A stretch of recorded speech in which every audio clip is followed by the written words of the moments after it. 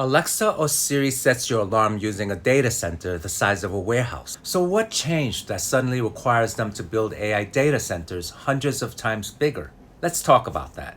You've already been using artificial intelligence for years. Every time you ask Siri a question, every time Google Maps reroutes you, every time Netflix recommends a show, that's AI, a machine performing tasks that used to require a human brain.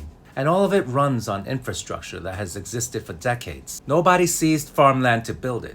Nobody put it on a military base. Nobody locked the public out of the process. It worked. It was built at a scale that matched what it was actually for. Here's what changed. A traditional data center stores and moves your data. The new AI megacenters process it, running billions of calculations simultaneously across thousands of specialized chips. They require 16 times more electricity per rack and 10 to 50 times more water to cool them. Water-free cooling exists. Wind and solar can power these facilities off-grid. The technology is there. They choose not to use it because it costs more upfront. So we end up paying in drained aquifers, strained power grids, and higher electricity bills. Now look at what they're building. In rural Utah, a Shark Tank investor named Kevin O'Leary is building something called Stratos, a 40,000-acre data center complex the size of Washington, D.C. It'll consume more power than the entire state of Utah. Scientists warn it will dump the equivalent of 23 atomic bombs worth of heat daily, spiking nighttime temperatures by 28 degrees, conditions comparable to the Sahara.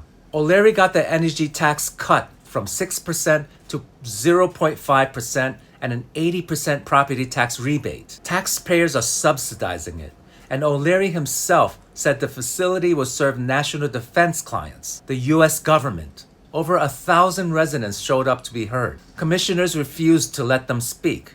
In Texas, the Army is building a hyperscale data center at Fort Bliss. In Utah, another Dugway proving ground. Both are military installations, both fast-tracked. The Pentagon is requesting $29.5 billion for AI supercomputing infrastructure. DHS received $165 billion this year.